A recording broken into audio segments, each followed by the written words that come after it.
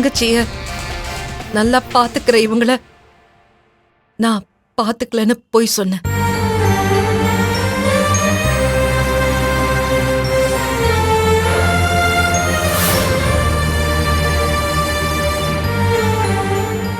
இவங்களோட இமேஜ கெடுக்கணும் தான் நான் அப்படி சொன்னேன். மத்தபடி என் தங்கச்சியை இவங்க கண்ணுக்குள்ள வச்சு பாத்துக்கிறவங்க.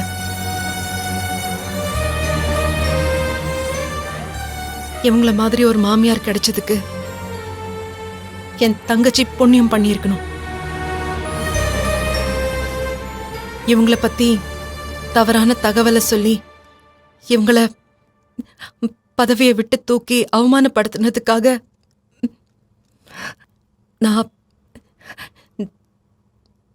நான் பகிரங்கமா அவங்க காலில் விழுந்து மன்னிப்பு கேட்டுக்கிறேன்.